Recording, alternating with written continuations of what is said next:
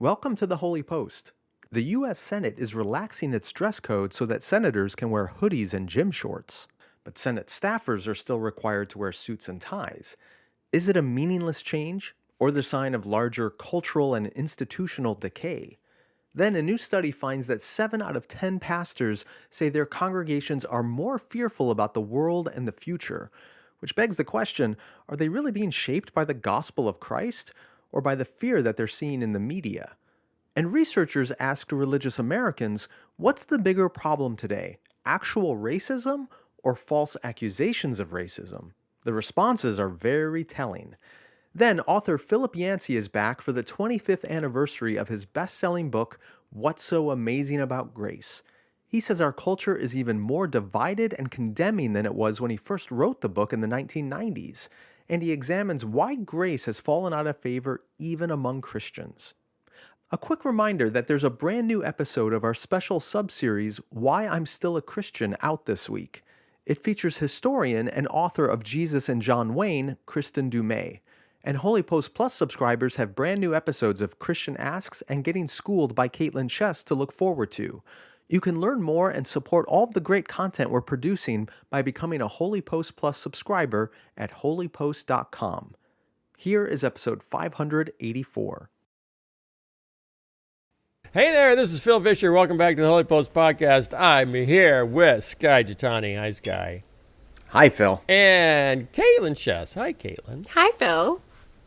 Joining us from an undisclosed location somewhere on the campus of Duke University. If you're at Duke University right now, except in the past when you're listening to this, run around until you hear Caitlin's voice coming out of a window somewhere, and then you'll know where she is. It's true. Yeah. Okay, theme song. What's the news that you like the most? Who's your favorite podcast host? If it's breakfast, get your toast. It's Sky and Phil and the Holy Post. Sky and Phil and the Holy Post. And sometimes Caitlin. This episode of the Holy Post is sponsored by Faithful Counseling. In my 50 years on this earth, life has thrown me more than a few curveballs. The loss of a dream, rough spots in relationships, challenges in parenting. Even though friends and family and strangers on Facebook are always ready with advice, my wife Lisa and I have found it tremendously helpful to sit down with a professional therapist. And you can too. Faithful Counseling can help you find a therapist that works for you. With more than 3,000 licensed therapists across all 50 states, it's easy and free to change counselors until you find the right fit. Plus, it's more affordable than traditional in-office counseling, and financial aid is available. Whether you're struggling with family conflicts, trauma, anxiety, stress, or depression, Faithful Counseling can match you with a Christian therapist who can help. Continue growing into the best version of yourself. Visit faithfulcounseling.com/holypost and get the professional, faith-based counseling you need. They've even got a special offer for our listeners. Right now, you can get 10% off your first month at faithfulcounseling.com/holypost. And thanks again to Faithful Counseling for sponsoring this episode.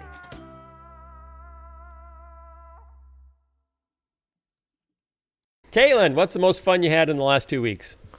Oh, 2 weeks? Well, it's been 2 weeks since you've been here. That's true. I went to Asbury last week, and that was really, really fun. It was funny. They were giving me a tour around campus, and just as we were entering the chapel, they were like, we know this isn't really exciting for you. Like, it's fun for us to show people around, but it's not that interesting to you. And we're walking into the chapel while they said that, and I was like, I don't know. I've seen a lot of pictures of this building online in the past few months, so I'm actually interested. But that was fun.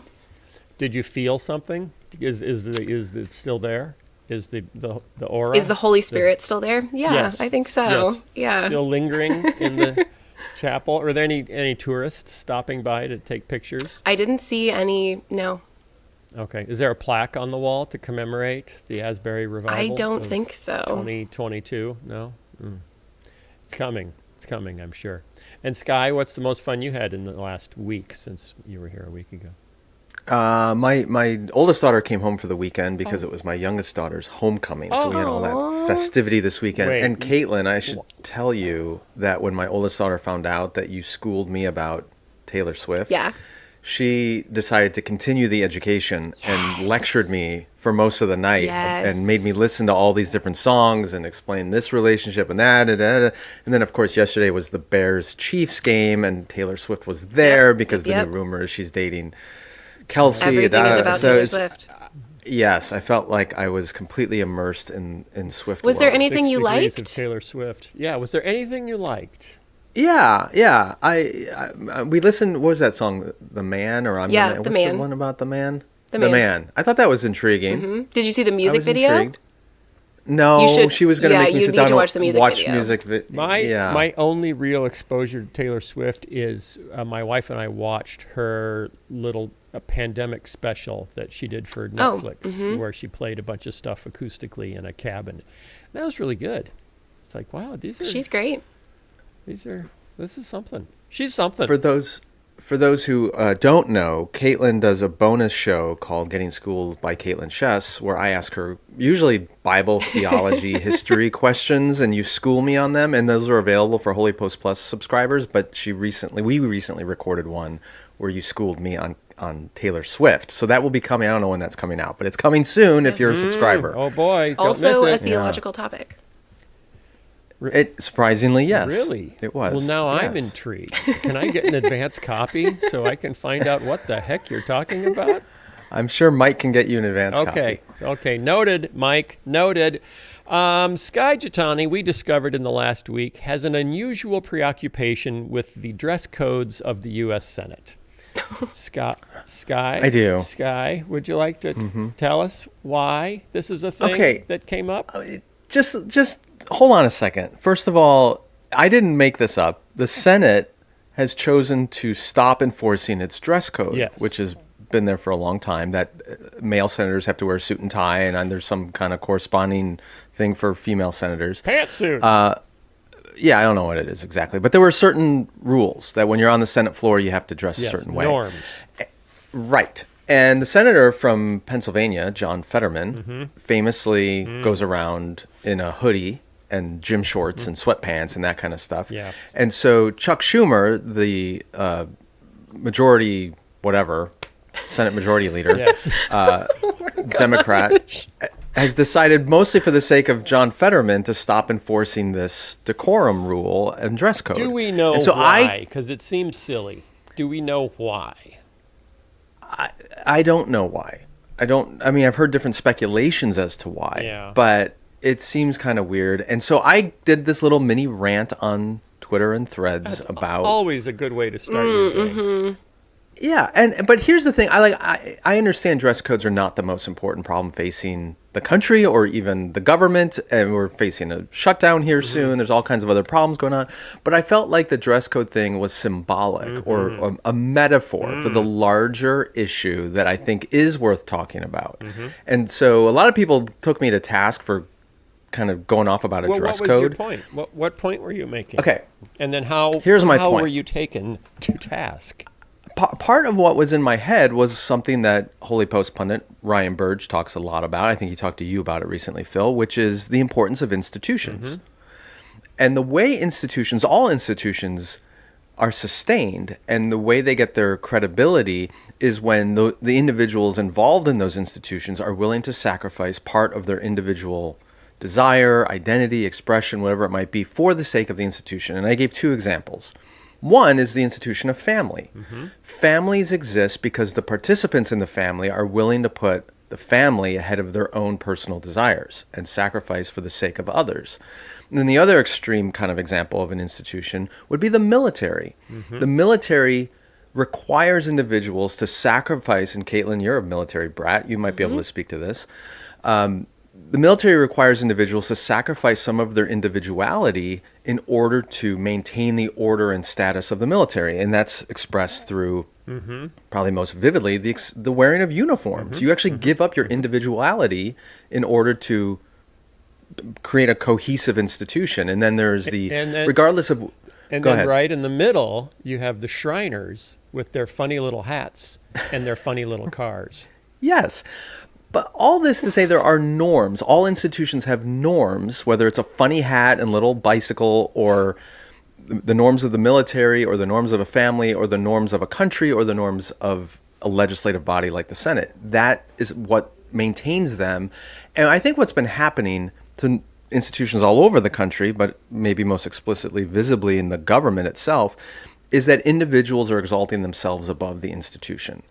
And they are not willing to sacrifice personal desires, personal branding, personal style, personal anything for the sake of the institution. And so what you have on both sides of the aisle, Democrats and Republicans, are individual politicians who kind of run amok, who don't care about institutional norms, who don't care about their party platforms, who flame throw all over the place for the sake of building their own identity and kind of screwing the institutions, the Congress, the government, the country for that matter, for the sake of their personal brand. And I just feel like the loss of the dress code in the Senate, in and of itself, no, it's not a big deal, but it's representative of this larger trend of individual expression being elevated far above institutional stability and norms, which is what's eroding a lot of different things in this country, and I don't think it's good. That was my point. Okay, and what was the... And I know I'm in the minority because Really? I did another poll on Twitter that asked people, do you think school uniforms would be a good idea? And vast majority of people on Twitter said, school uniforms are terrible, and you're an idiot for thinking they're good. And I think school uniforms are a great idea, but no one agrees with me, at least in the U.S. Around the world, virtually everyone agrees with me. But the U.S., we're too individualistic. Yeah, we are. We are kind of individualistic, aren't we? Now that I've never thought about that before, but it seems like we live in kind of an individualistic society. But everyone loves Harry Potter, and they wear school uniforms. But no, I'm not going to wear a school uniform at my public school because that would be to squash my, self-expression. Yeah. Okay, Caitlin, tell him how he's wrong. I sympathize with the people who I saw responding to you, Sky, that were just like, but what are the most important norms? Are the most important norms the dress code or other, more substantive ways of interacting with people you disagree with? I will say, though, and I think the comparison between this and school dress codes is actually helpful for what I was thinking, which is I've seen some people comment and basically say, yes, we have this idea that this is an elitist thing, these rich people can buy their nice suits and, then you've just got the lowly working class guy in his sweatshirt, which is not where Fetterman is actually really coming from at all. No. But the point that people were making was actually a lot of times this desire to present yourself well in the way that you dress has been a means for people who didn't have actual access to higher social structures, didn't have the relationships, didn't have the money to kind of get themselves taken seriously in those kinds of contexts. Look, we all, to a certain extent, we lose this visual sense of where we all come from, but I can prove myself to you in a certain sense by the way that I dress. Is that sad that people are not taken seriously without that? Maybe, but I do think people are really ignoring the fact that it's actually a real sign of privilege that you'll be taken seriously showing up in the halls of power in a sweatshirt and sweatpants, whereas other people coming from a different background feel this need to prove themselves. And I think the same could be said of school uniforms too, of, you were really excited about self-expression, but how many of the divisions that we have, especially socially and culturally and economically in our society, get played out at really young ages with children because of what access they have to outward expressions of their socioeconomic background through their clothes. Right. Well, okay, and two things to that. I am not saying that school uniforms is like a silver bullet that would fix all of our problems, because kids, even with school uniforms, come up with other ways of expressing status and on and on. I'm not, but the other thing that really irks me, though, about this Senate rule to get rid of the dress code is if you are a Senate staff person, if you're an intern in the Senate, if you work for the senators, you still have a dress code and you're still required to wear a coat and tie. It's the senators themselves who are not stuck to it. So in a weird way, it is a sign of elite privilege that I get to wear a hoodie on the floor of the Senate, but the guy who works for me in my office has to wear a suit and tie. And it just reinforces this idea that if you're high enough in status, then your personal brand is more important than the institution you belong to. But if you're lower in status, well, then you need to abide by institutional rules, but I don't. Yeah. And I just think the whole thing stinks. And I agree 100%. Dress code is by far not the biggest problem facing the country or the government, but it's symbolic of the things which are the biggest problem, which is that fewer Americans are willing to sacrifice for the common good of their own family, let alone the institution or nation they belong to. And it's all about because I want to exalt myself and my own brand and my own self-expression. And that mindset, that hyper-individualism rather than self-sacrifice for the common good, I think is a big problem that's hurting us as a country. Okay, so can we say definitively, the three of us, I think, could vote on this. Holy Post is in favor of Senate dress codes and school uniforms. Or are we merely saying the Holy Post thinks rampant individualism is a problem in America? Which one I of vote those for that. will you vote for? Okay. I vote for both. Oh, okay. Okay. It is a problem in America, and I think dress codes and basic uniforms in certain institutions would help mitigate that a tiny bit. But we're not willing to do that. Okay. All right. Hey, let's talk about fear. How do you like your fear?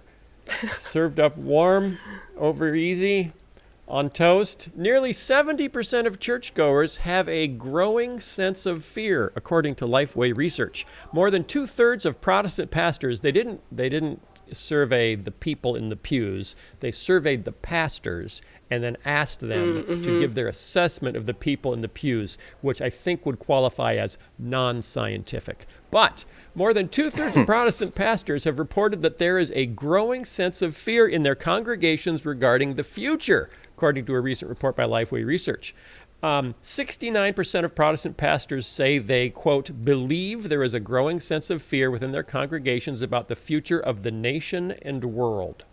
So Christians, Lifeway also found that 63%, almost as many of surveyed Protestant pastors, said their churches also had a similar increasing dread specifically about the future of Christianity in the U.S. and around the world. We're scared. Okay. There are so many issues here, but one of them in the article that caught my attention is that number is alarming, 69% or whatever it was. It was actually higher back in 2010. Yeah, it was higher in 2014. Yeah. Yeah. What was going on in 2010 when it was higher? We were halfway I could through speculate, but I first think term of a certain president that was inflaming the right with his presence. Caitlin, you were 5. What was going on in 2010? I was a teenager in 2010. Okay. Thank you. Okay. Yeah, I don't think you're reading too much into it to think about the effect of the Obama presidency on people's sense of a Christian nation. Yep. Why are we afraid? When is it okay to be afraid? There's a steamroller headed for my head. I'm sleeping in the middle of the road. I'm tied to the railroad tracks. Because that's how people feel about America. Like America is tied to the railroad tracks, and wokeism and leftism and George Soros are barreling down the tracks right at America's head. So shouldn't we be a little, The problem is the way the report was written is this is fear about the fear about the future of America and the world. Yeah. And I mean that's a pretty big. That's broad. Yeah. That's broad. It's very broad, right? It's not just snakes. Yeah, it's not like the immediate economic conditions or fear about your kids' next 10 years or whatever. These are kind of big cosmic scale level things, and of all people, shouldn't Christians not fear the future, given it is also the most common command in Scripture to fear not and to have some sense of eschatological security? Sky, are you afraid of the effects of Christian nationalism? In the short term, yes. Long term, absolutely not. You're supposed to not be afraid of anything. Okay, I'm not. Maybe fear is the wrong word, but I just think it's interesting that this. I wonder what's not in the report is I would really love to see if there's any correlation between people or congregations that have high rates of fear and what media they consume. Yeah. Caitlin, help us out. I mean, I agree with Sky. I think part of it is the word fear. Like, this is, as you noted, a survey thinking about how pastors would articulate what's happening with their congregations, which I do think tells us something, right? Because people are not necessarily going to be entirely honest with someone asking them, are you afraid of XYZ?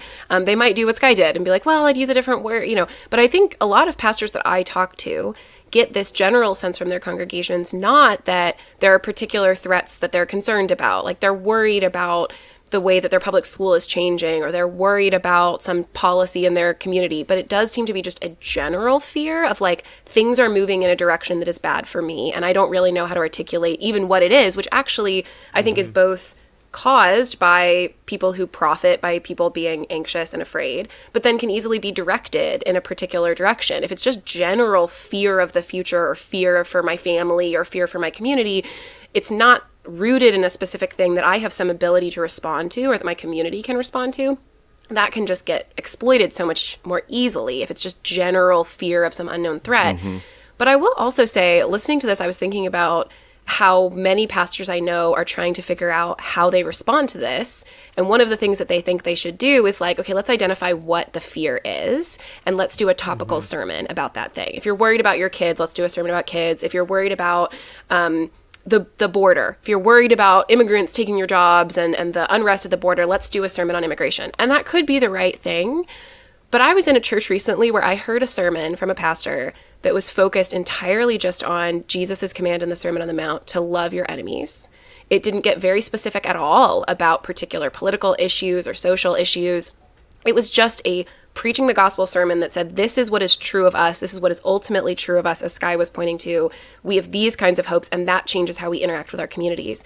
And a woman in the church, after the sermon was over, when we were taking prayer requests, stood up and said, that convicted me over the fear I have of what's happening at the border, and how much of my fear is about my own protection and my family's protection. And I haven't been thinking at all about the people who are vulnerable and could be harmed there. That hasn't been a part of it at all.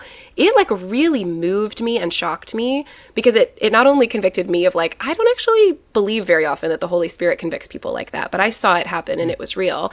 But it also was encouraging, I hope, to pastors who hear statistics like this, that you preaching the gospel and pushing at the things, even in an indirect way that you know are really capturing people's hearts, and then asking the Holy Spirit to do the real inner work of conviction, can actually be really powerful. Like, this was a sermon about not fearing your enemies, not retaliating against your enemies. And it didn't have to be a super explicit political sermon, which can be the right thing depending on the context, etc. But in this case, it was like it actually really met someone who could recognize their own fear and the way that it was really hurting their ability to love as Jesus loved, and could see that for themselves. And I only say that because it did happen recently. I've been thinking about it, and I just hope that's encouraging to someone, that like, if you have an opportunity to say something, it's not totally up to you. Like, I am sure that the person preaching this sermon did not feel like, I nailed that and I convicted people and I did, but the Holy Spirit was working and really like directed this woman to realize how fear was corrupting her ability to be a faithful Christian and love people well. So this is interesting. There's almost a 20-point gap between pastors reporting fear if they're pastors of white congregations versus if they're pastors of black congregations. Oh. So black congregations are reported to be almost 20 points, 17 points less fearful. That's interesting, given, what people experienced in black and white churches over the last 200 years. That makes a lot of sense. Again, I wonder about media consumption. Yeah. And I know for myself, when I am marinating in certain kinds of media, it affects me. It affects my outlook. And when Christians do that uncritically, and they're being fed through algorithms and terrible news anchors, hyper fearful content all the time, it's going to affect them. And Caitlin, to your point, I think it was Henry Nouwen who said, fear only begets fear. It never gives birth to love. If you are constantly afraid, as apparently 70% of pastors think their churches are, you lack the basic components to obey Jesus, because you can't love your neighbor, you can't love the people around you if you're constantly afraid for your own safety or that of your family or your immediate community. But once you realize you are cosmically, eternally safe in the hands of God, then you are free to love even your enemy. But that's what's crazy about this statistic is if this is what's really marking so much of the white evangelical church in America, it shouldn't surprise us that they're finding it very difficult to obey the commands of Jesus. Well, here's another way to look at it. If you are a white conservative Christian in America, most of the cultural change of the last 100 years you view as negative and threatening. If you're a black Christian in America, much of the cultural change in the last 100 years has actually given you rights. So the notion of change being good, change being helpful, or change being scary is very different depending on your situation.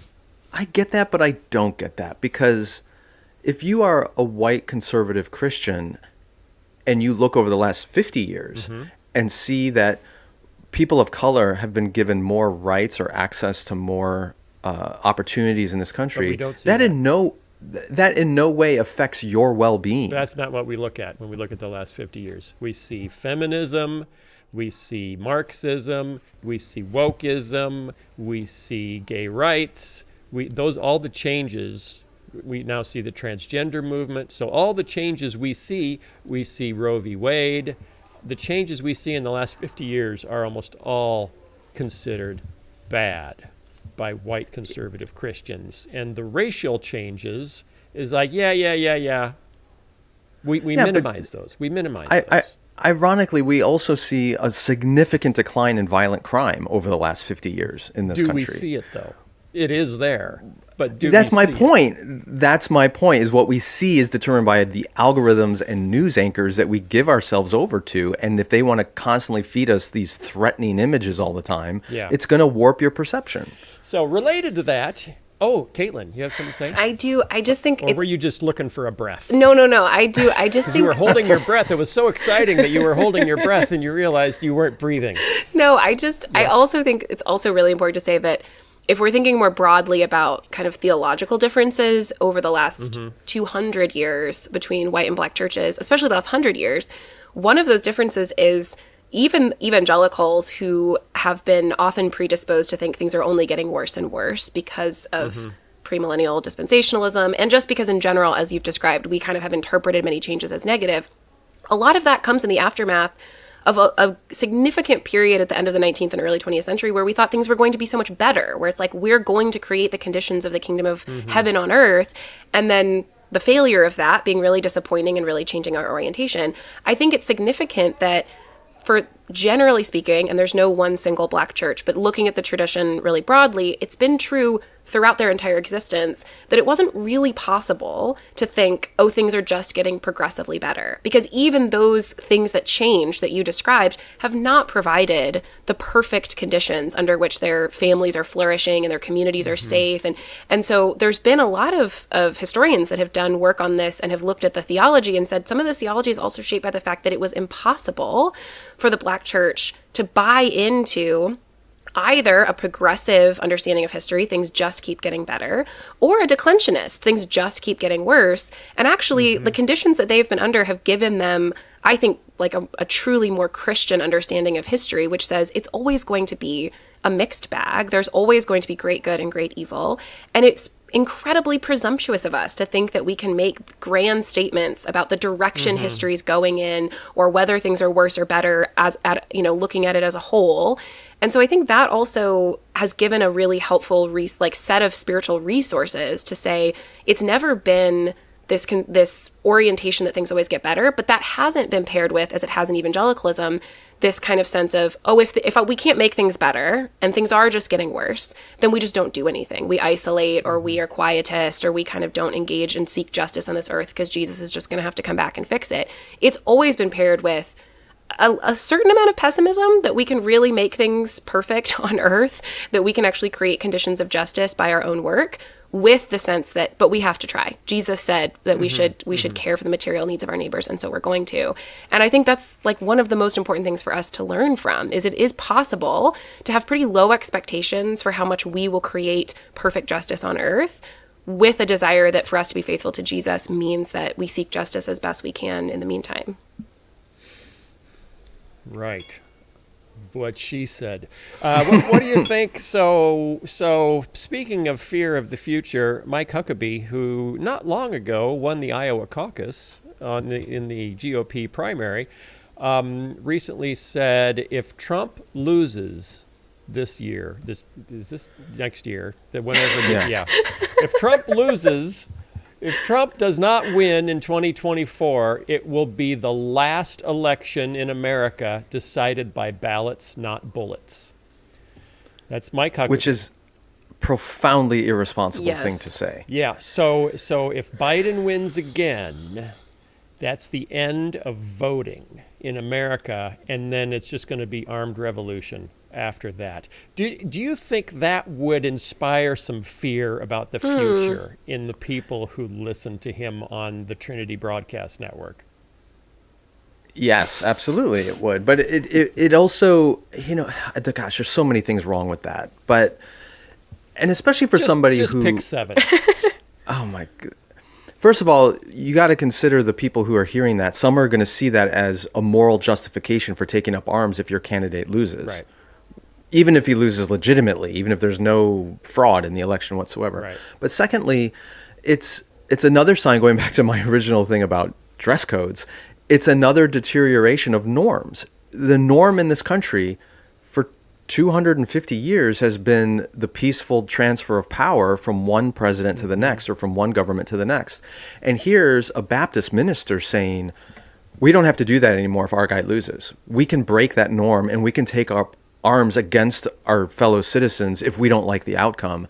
And that breaking of that norm just perpetuates more breaking of norms and allows the breakdown of this institution of democracy that we've had, imperfect as it may be. Have we just watched way too many post-apocalyptic movies and TV shows, and we just assume that that's right around the corner in some way? Yeah, I mean, gosh, I've been writing a devotional series about Abraham Lincoln in the Civil War era and stuff, and you realize those issues that led to the Civil War were huge and profound and deep and insurmountable, and maybe there was no alternative but civil war. But the stuff that we're talking about today, the stuff that is supposedly so deeply dividing us, is not that big a deal. Like, this is a completely fabricated, media-driven hysteria that's causing people to talk about taking up arms. And it's insane that we're doing this to ourselves, and it's the algorithms and it's the media incentive. The way Mike Huckabee gets a big audience is by being more outrageous than he was last week. It's what eventually leads to InfoWars and that nut job. Well, I think you should challenge Mike Huckabee to a debate over how big a deal is the direction of the country, because I think he would disagree with you. I know he would, but that's my point. I think there's a massive difference between the enslavement of millions of people for hundreds of years in America versus what we're currently facing. Okay. I'm not saying problems aren't real or there aren't significant divisions, but they do not rise to the level of willing to kill your neighbor. Okay. And that's the insanity of this. Okay. I hear you, Caitlin. I feel like I keep saying the same thing over and over again when we talk about this, but I do think it's just true that we have an incredible witness in the Black church in our country's history, especially in the civil rights movement. If there was anyone who was justified in saying, no, we're not going to be taken seriously, we're not going to get what we need to survive, we're not going to be able to care for our families and our children unless we use violence, they would be the prime candidates for being able to say that. And yet it was very often churches, ministry leaders, pastors that were helping people access the spiritual resources of the Christian tradition and say, the doctrine of the resurrection changes everything about our political life, namely what resources we think are justified. Some are not. Violence is not justified in response to this, in part because we believe that God ultimately will redeem and restore creation, will resurrect our bodies. There's this incredible clip in a documentary about MLK. It's not of MLK, it's of some other civil rights leaders. In one of the many times they were walking literally from a church to a protest. And the reporter is asking them about what they're doing. And one of the people involved in this protest says, if they kill us, God will vindicate us.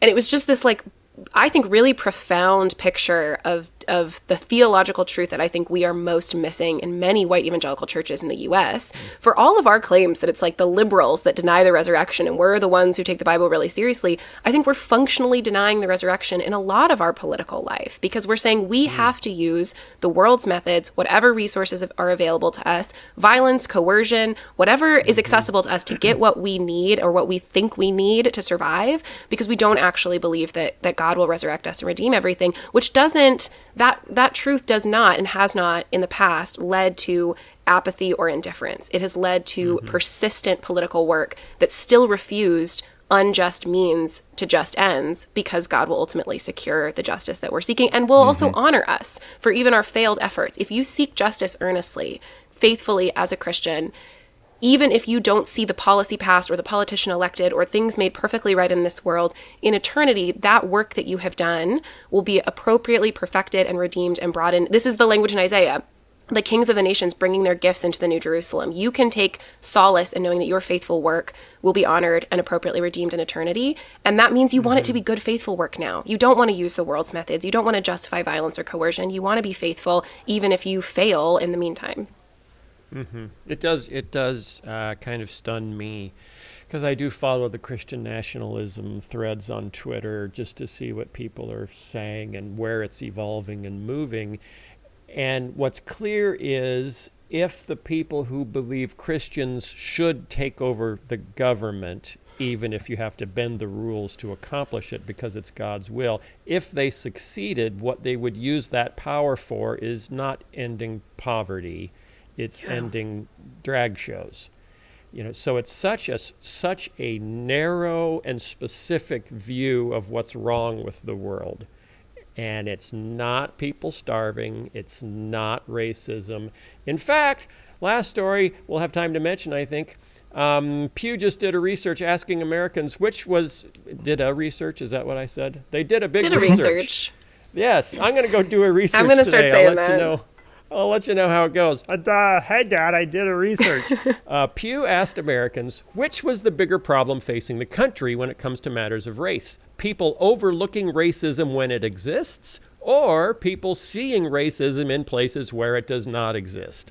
Which is the bigger problem? Finding racism when it isn't there, or ignoring racism when it is there? Overall, just about half, 53% of Americans said people not seeing racism when it is there was a bigger problem.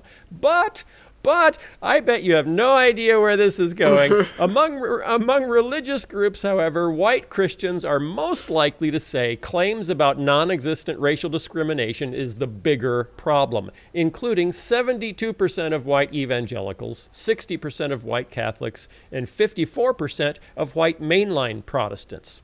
Only 10% of black Protestants think seeing racism where it isn't there is a bigger problem than ignoring it where it is. So 10% of black Protestants see it that way. 72% of white evangelicals see it that way. And the people that want the government to enforce Christian values come almost entirely from the camp that sees it the white evangelical way.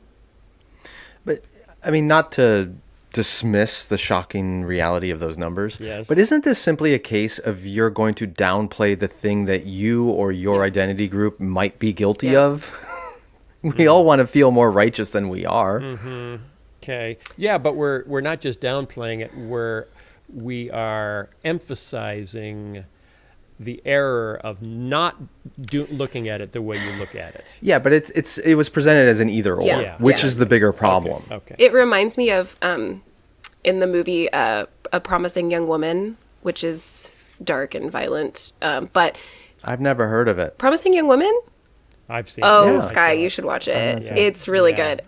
But there's I can't believe Caitlin is now in the role of constantly giving me popular cultural advice. Well, this movie came out recently, so that's why. It's like 2 years ago. It's a really good movie. It is, like I said, dark and violent, but it's a female revenge fantasy. But there's this great part where I won't give any details away about what happens, but where this young man is trying to get out of the revenge that is coming on him, and he's like, it's every guy's worst fear to be accused of something like this. It's every guy's worst fear. And she responds do you know what every woman's worst fear is? Like, the point being, it's actually being assaulted or raped. And you're saying, oh my gosh, can you even please empathize with my fear that I will be falsely accused? And she's just like, are we really comparing a false accusation, which can destroy someone's life and is really bad, with the fear that women generally carry with them most of the time, especially at, night alone, of actually being assaulted or raped? And I feel like that's kind of, as Skye was saying, what's going on here is also when people are asked a question like this, they're going to imagine what happens to them. And white people in general are not and might not even have the imagination for what racism really looks like. Right. If they're learning about racism primarily from social media, the examples that they are receiving might be legitimately harmful to people, but they tend to be rhetorical, they tend to be impersonal, they don't tend to be, I can't feed my family because I can't get a promotion or I can't get a job in this context, or I actually am assaulted in public. The examples of police brutality. Like, if you're thinking of racism in the ways that you have personally experienced it, it probably is not in the visceral, communal, personal way that Black people who are answering this are thinking about it. Whereas the closest you can kind of empathize or imagine with is the idea that you have potentially imagined scenario you have of a false accusation. Part of this is like a question of who your community is, not just your own identity, but like, do you live in a community in which it's almost impossible for you to imagine the material and spiritual and emotional effects of racism on people? And if you are, then you're probably going to respond this way. That makes sense. Yeah, I think if we're talking about fear and fear in the church, it's hard to imagine a better example of what it should look like than the Black church, over the last 150 years in not being fearful, even though you have every human reason to be fearful. Whereas what we're seeing now in the white church is people fearful because there are more people in my neighborhood that don't speak English, or because it's harder for me to get a job, and so it's the same thing. It's like the scale of what we're afraid of just pales in comparison to the scale of what the Black church should have been afraid of but wasn't.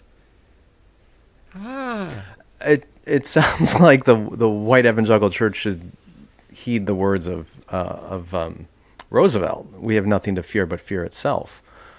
Not that there aren't legitimate issues in the world, but if you are a white American today, especially if you're middle class, if you're educated and you're going to a church, which we saw statistics that show more educated, affluent people are going to church than ever, or at least than lower class people and less educated people. If you're in that strata, you have less to fear today in America than probably just about anybody. But Skye, Matt Walsh at the Daily Wire said I was in danger of going extinct because I'm white.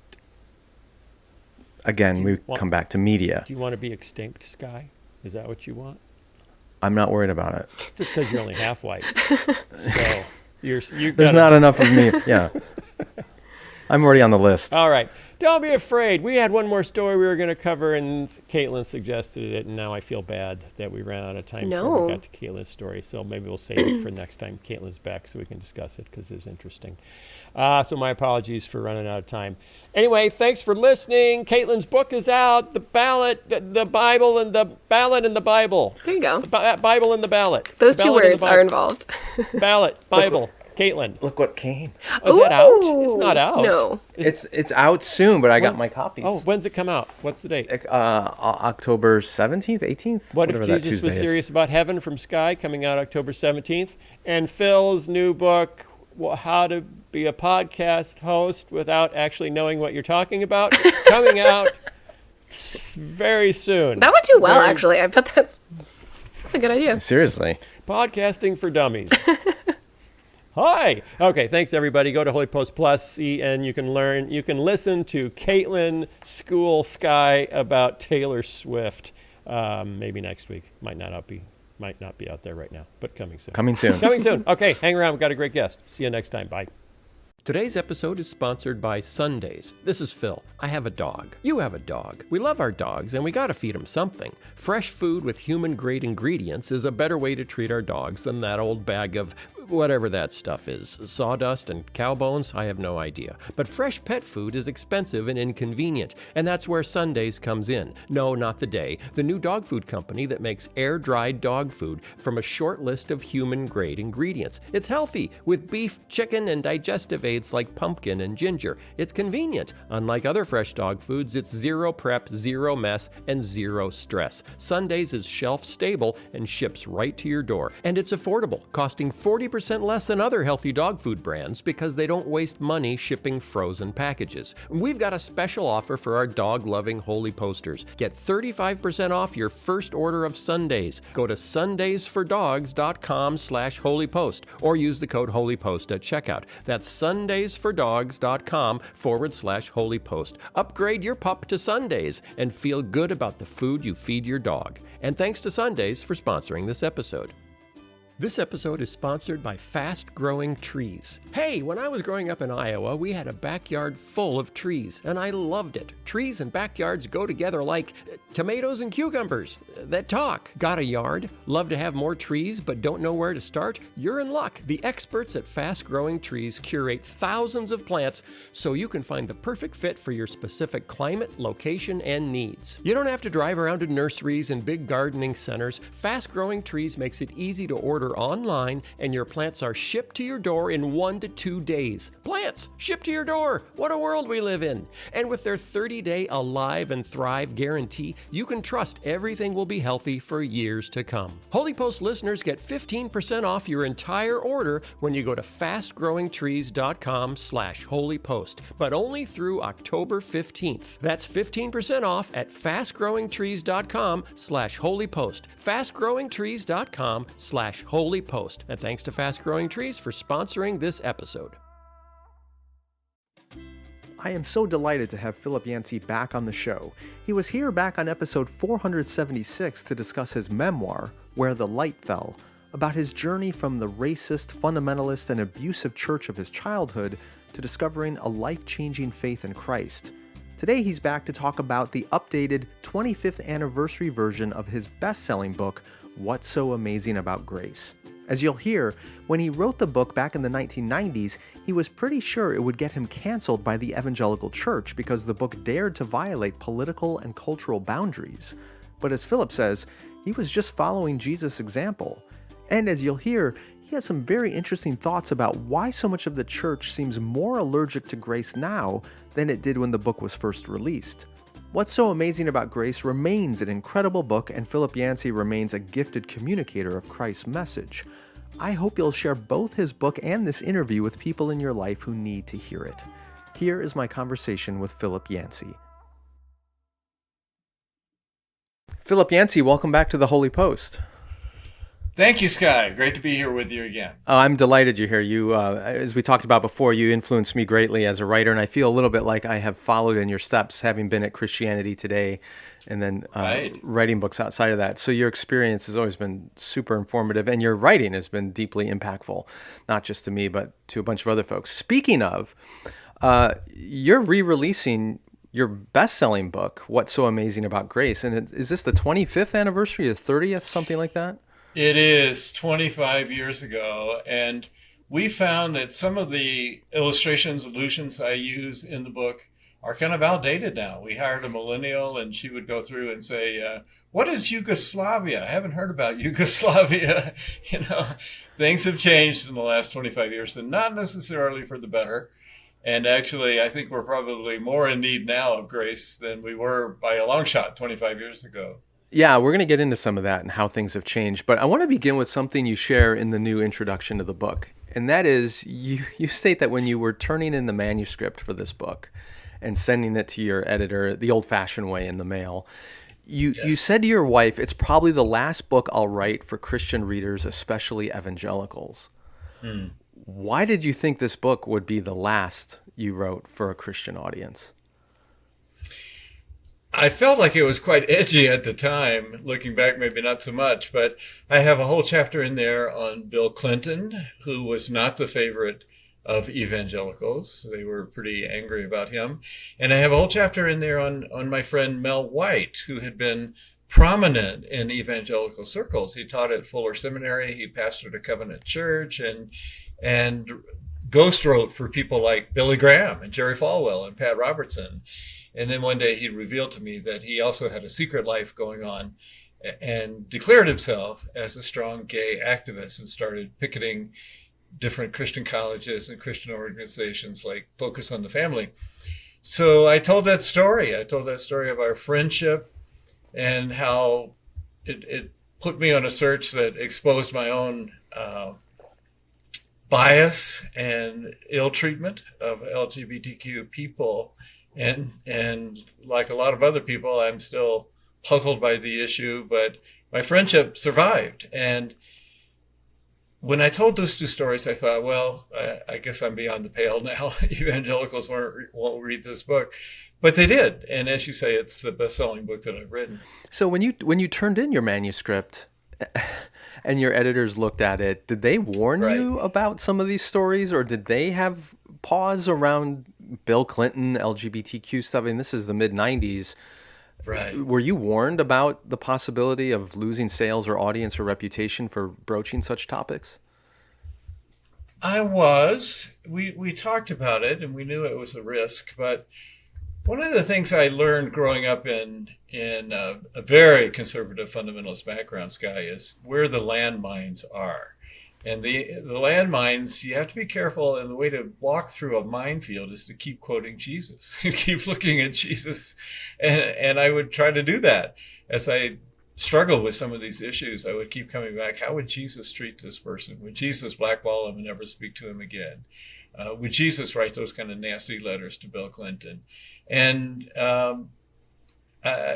maybe that's the key. I don't know, but it didn't blackmail me. And I think part of it is I'm not the radical one. Jesus is the radical one. And if I keep quoting him, let the chips fall where they may. So obviously the book was received very well. As we said, it sold over 2 million copies. At the time when it was initially released, what was the kind of feedback you recall getting? Well, I certainly got very moving letters from parents, particularly of gay people, and of people who had been mistreated, wounded by the church.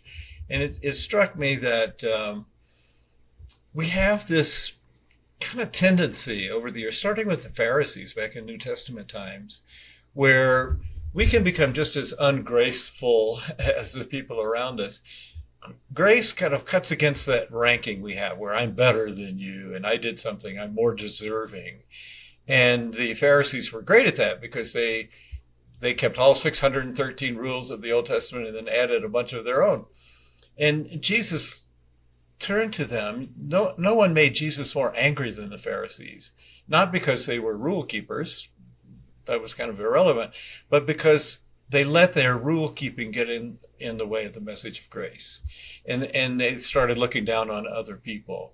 And so they had spiritual ranking. You know, we automatically rank people by what school they went to, how much money they make, what kind of car they drive, that kind of American stuff where we judge people, what race they are, etc. And that's true of every culture I know of. But then Christians, our tendency is to add one more layer on that, and that's spirituality, where I'm better than you. And I had found in doing my research for the book, when I would ask people, what do you think is an evangelical Christian? They would often refer to that, you know, someone who's holier than thou, someone who wants to impose their morality on me. And then I'd go to Jesus, and it was the people who didn't rank at all who were attracted to Jesus, the prostitutes, the tax collectors, the people with leprosy, people who are the outcasts, the marginalized. So what happened to change the church from Jesus followers who attracted those kind of people as Jesus did to a place where those kind of people would say, oh, I don't want to go to church. I would feel very uncomfortable there. They would just, I'm feeling bad about my life. They would just make me feel worse. I heard that again and again. So, I mean, that's, as you point out, it's true of the church today. It was true of the religious leaders of Jesus' day. We always seem to slip back into that posture, that ranking. Yeah.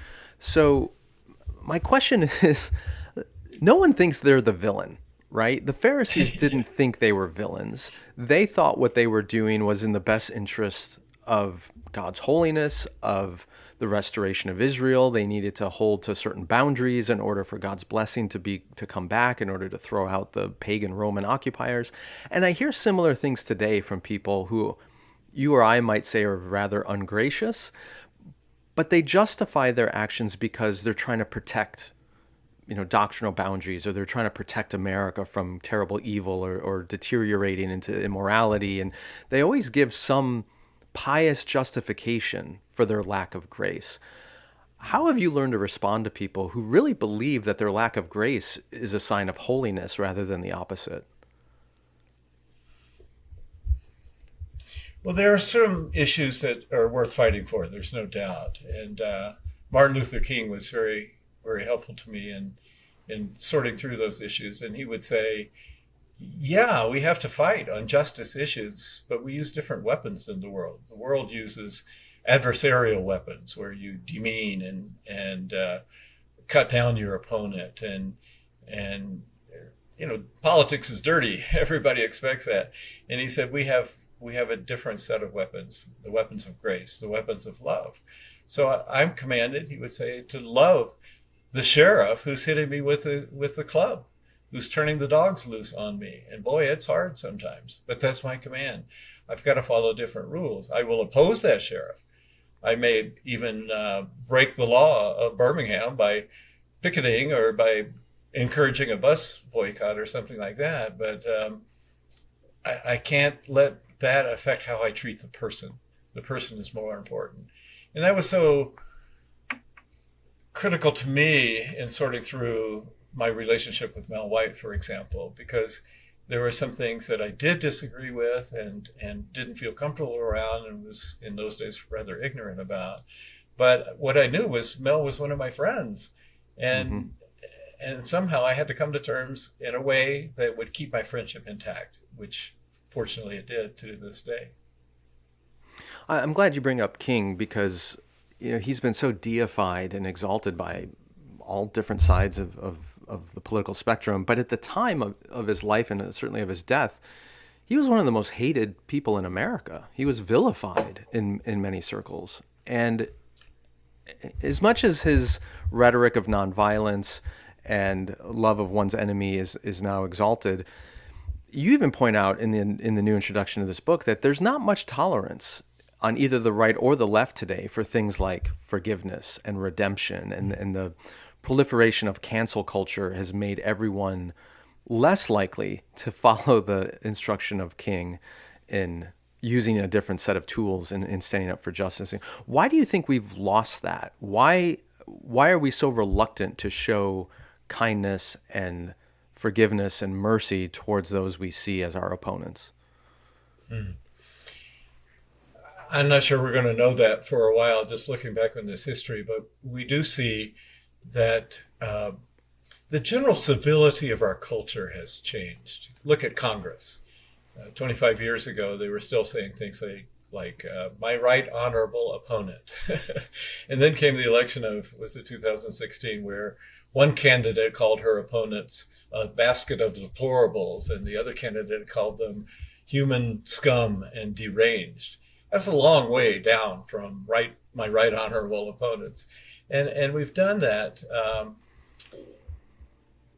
in part because some of these issues are important to struggle with. Abortion is important, gender issues, they're important. But we Christians should be leading the way in keeping human dignity and respect for our enemies right at the forefront. That's a command from Jesus. And in some ways it doesn't make a lot of sense. If you go back to when Jesus gave that command, the disciples, why would you do that? Love your enemies. You're supposed to hate them. You're supposed to kill them. Why would you do that? And Jesus simply said, well, that's the only way that people are going to know what my Father is like. My Father causes the sun to shine and the rain to fall on the good and the evil alike. And that's counterintuitive, but that's the way God is. And the only way people are going to know that's the way God is if you show them by the way you treat your enemies. And, the church, I think, has fallen for a different game, the rules of the game of politics and power are, as we've talked about, it's an adversarial sport, and that's not the gospel. And I could give you, and I do in the book, give a lot of illustrations where Christian, that counterintuitive love wins over and finally wins in the end. Archbishop Desmond Tutu and people like that. Martin Luther King is another example, where the culture changed because he insisted on nonviolence. If that had been kind of an ongoing civil war in the South that went on for years, as he shrewdly saw, that's not going to help the African American community. That's not going to help the Black race. In fact, they're going to be the losers big time. The only way to change is to awaken the conscience of the nation, and he did that brilliantly.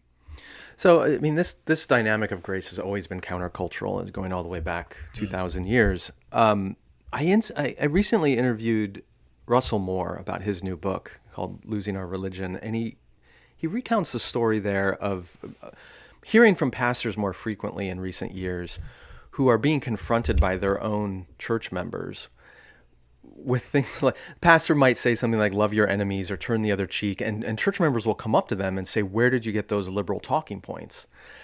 and the pastor might say, well, I'm quoting Jesus, this is the Sermon on the Mount, and rather than apologizing or saying, oh, I didn't realize that was from Scripture, what these pastors are hearing, according to Moore, is, well, that doesn't work anymore. That may have been fine when Jesus said it, but in our culture today, things have gotten so bad that we Christians can't afford to love our enemies and turn the other cheek. Is that a sign that when we're that resistant to the message of grace, is there hope for a church that's that lost today? Oh, brother. And some of the issues, go back to the pandemic, some of these issues where Right. churches would split over whether to wear masks or not, much less the vaccine. And we're going to look back on that. Here was a time when we were called, as we were called to do, to offer comfort from the God of all comfort, the Father of compassion. 2 Corinthians is so clear about that. Do we do that? No. We offer division and stridency and opposition and church splits. What a sad thing. Is there hope? What happens often, if you look at Europe, for an example, the church will seize on certain issues and join the power game. It's very tempting. Well, if we got in close to the White House, close to the seats of power, then we can get our agenda across and make it in laws. And that sometimes works, but it usually backfires. If you go to Spain, for example, people are pretty anti-church in Spain. And you say, why are you so anti-church? And they say, well, because the church was allied with Francisco Franco, our dictator who tortured people. And go from country to country, and they will tell you stories of how the church got so allied with politics that when the politics changed, as it almost always does, then the church got stained by that former history. Mm-hmm. And that's our danger. And we really face that danger in the United States today. If we put all of our Christian hopes in the White House and the Congress, good luck. And you may have some temporary victories, but if you're using the same weapons that they are, if you're playing that power game, you will also lose when they lose, and inevitably they will, as we've seen in history again and again. When the church goes to bed with the state always wins. The church always loses in time. Yeah. One of the themes that comes out in the book and in the introduction as well is how fear becomes such a barrier to embracing the grace that God wants to show us and that we're called to show others. John talks about how perfect love drives out fear, and you hypothesize is the opposite true. Does fear drive out love? Yeah. How do you see fear as a barrier to this call to grace today in the church? Well, I'll use my own growing up as an example because I was on the wrong side. My church was on the wrong side of all these major issues, poverty and race. Race was right at the forefront. Martin Luther King was mocked from our pulpit. They called him Martin Lucifer Kuhn, this abominable phrase. And why did they do that? Well, you can kind of go through the exact proportion of people of color in states like Mississippi and Alabama and Georgia and South Carolina, the deep South states. And the fear factor rose when the percentage of African Americans reached 40%, 45%, things like that. Mississippi had the highest percentage. They were the most fearful, and then they took it out in the most violent ways. Alabama was second most fearful, and arguably second most racist. Georgia was right behind them, and part of it is a guilty fear, because we had enslaved these people, we had treated them wrongly, and when they have guns and come back, who are they going to go for? They're going to go for the people who mistreat them. That was the fear that was very dominant in South Africa, for example, when they had their turnover, when the people of color were a majority in the country, but they didn't have the power. And it was really people like Nelson Mandela and Desmond Tutu, Christians, people who referred to the gospel. Mandela didn't talk about his faith a lot, but he was raised in mission schools, educated there. And it was a deep faith from people who knew him. And Tutu, of course, was an archbishop. And though they gave a moral example that showed another way. It wasn't perfect. It's not perfect now, but it's given credit for preventing a very bloody civil war in South Africa. And I think the only way to disarm that fear is with the gospel, to replace it. You know, we don't have a spirit of fear. We have a spirit of love and power and wisdom. And that's what we Christians are called to supply to the rest of society, because the fear is a natural instinct. We're kind of a tribal species. We hang around people like us, and if we're threatened, then we find a way to win over those other kind of people, those people. And the gospel, from the very beginning, I mean, look at Paul. Every day he prayed, thank you that I'm not a woman. Thank you, God, that I'm not a Gentile. Thank you that I'm not a slave. And that same person, transformed by God, said, in Christ there is no male nor female, slave nor free, Jew nor Gentile. Dramatic transformation. Yeah, it feels to me like, as you put it, we're a tribal species and we have that instinct to fear and self-preservation and protection. And it's so easy to appeal to that. And it's very easy for our political leaders to warn us of the great danger and threat that's going to happen if the other team wins. And even pastors and church leaders, it's so easy to appeal to our fears of the other if we don't have control and power. But that transforming work that, exemplified by Paul's life begins when we are set free from that fear. I mean, that's what the song even says. Grace taught my heart to fear, and how does it go? And my fear is relieved. Once we're really secure and know that there's nothing that can separate us from the love of God in Christ, and we're set free from those fears, then we're open to grace. Then we're open to sitting down with a friend whose sexual identity or political philosophy or whatever is diametrically opposed to our own, and not feel threatened, and can yet extend grace and kindness and love. But as long as that fear is there, it's such a barrier, and that there's so much social media and everything else that's proliferating that in our society right now. And I wish more Christian communities and churches could be oases from that, where we're not going to rely on fear. But it's such an easy motivator. It's so tempting to use that rather than the higher calling. So you write about, in the introduction, I keep going to the new introduction because it's the new content that I was excited to read about, although the whole book is timeless. You write about how when you were researching your other book, The Jesus I Never Knew, you made a chart of the people who encountered Christ and their responses to him. And you noticed this pattern. This is your quote: "The more upright, respectable, high-functioning, and even devout a person was, the more suspiciously they viewed Jesus. Meanwhile, the socially and morally outcasts were the ones most attracted to Jesus."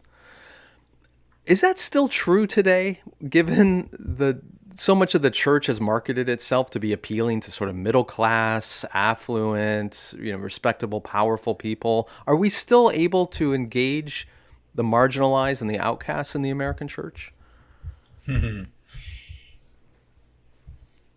Certainly not the middle class church.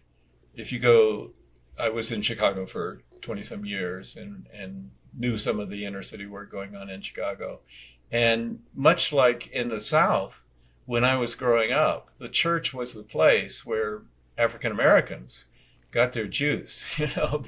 Before they would go out and march, they would go into the church and they would sing, they would be ramped up, and that was the kind of the civic social place for African Americans to get together. That was the place that they controlled, they governed. It was their institution.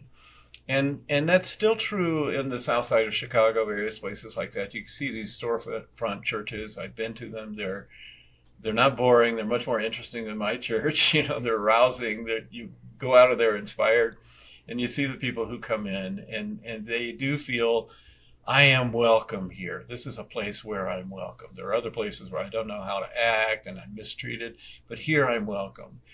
And there are churches that it doesn't have to be a racial thing. There was a church here in Denver. I don't know if they're still going on, but the name of the church was Scum of the Earth. Oh, yeah. I know that church. Sure. Yes. Scum of the Earth Church. And, but kind of classic evangelicalism, what you think of generally are these mega churches, which are classic. I went to one Sunday. I'd go to a small church. It only has about 30 people, but I happened to be in another town in Colorado. So I went to a church with 10,000 people. Boy, it's quality. The seats are very comfortable and the music is very loud and good. And the sermon was well crafted and well delivered. And it was good. It was quality all the way. But it's probably not the kind of church where some homeless person wandering in from off the street feels comfortable. At my church, we're right down the street from a Walmart. We don't even have a building. We meet in a school lobby. And Walmart kindly allows homeless people or other people who are kind of traveling around to sleep in their cars in a Walmart parking lot. They don't chase them away. So we have these people who wander in, they'll see a sign about our church, and it's just within sight of Walmart, and they'll show up, and they're missing teeth and not dressed like everybody else, but they're not threatened. It's an easy place, and they feel comfortable there. I start the book with the story that was in the original about this person who was whose life was a complete mess, and she was talking to a Christian. He said, "Did you ever think about going to church?" And her response was, "Church? Why would I ever go there? I'm already feeling like I'm a total loser." And they would just make me feel worse. And a lot of people who are on the edges see church as a place to go when you have your life together. Yeah. And it's quite the opposite. It's a church. It consists of people who know they don't have it together. We need help. All our righteousness is filthy rags. It's not enough. The message of grace is there's nothing you can do to earn your way in. It's a free gift. You have to just receive it. And that's what we're there for, to dispense that free gift from God. Not everybody perceives church in that way. Well, Philip, as we come to the end of this part of our conversation anyway, and this book is being re-released, what's your hope for it 25 years after you initially released it? As it enters into the world again in the current dynamics of 2023, 2024 America, how do you hope this message of grace is received in today's setting? We are more divided by far now than we were 25 years ago, and there's a whole new generation. And I have great faith in young generations. They tend to be idealistic. They have a lot of energy, and they tend to see through things. They don't just take the perspective that their parents had. They may at first, but gradually they start looking at it in a different way. And I see the commitment, I see the compassion, and it's just hard to put all that together with the wisdom that you need. And I hope I use a phrase in the book that I've learned in looking at the way Jesus handled people, the phrase of grace-healed eyes. He just saw the world differently. He saw people differently because of his vision. He had those grace-healed eyes. And that's what I hope for a new generation. You know, we've made some progress and we've slid in the wrong direction in other ways in my lifetime. Just the institutional church and evangelicalism had a boom, but in some ways it got sidetracked into politics. And I think we forfeited that trajectory of the church, and we need a new generation to come and just remind us of the heart of the gospel, because as Apostle Paul said, you're saved by grace. Having faith in that grace is what God wants. It's a free gift, but to receive a gift, you got to have your hands open, or otherwise it'll fall to the ground. And that's what I want the next generation to be aware of. Well, your book, What's So Amazing About Grace, has helped a lot of us over the years. It feels like, in a way, when we read your book, we're putting lenses on our eyes so that we can see that grace-healed vision that Jesus has. And as much as the Gospels do that for us, your ability to translate that to contemporary life and culture through your storytelling and example is just amazing, and grateful that this book has had such a huge impact and continues to impact us. So thank you for that good work, and we look forward to having you back on another episode of the Holy Post soon. Great. I appreciate that, Sky. The Holy Post podcast is a production of Holy Post Media. Production assistance by Mike Strelo. Editing by Area Code Audio. Help us create more thoughtful Christian media by subscribing to Holy Post Plus at holypost.com/plus. Also, be sure to leave a review on Apple Podcasts so more people can discover thoughtful Christian commentary, plus ukulele and occasional butt news. Visit holypost.com for show notes, news stories, Holy Post merchandise, and much more.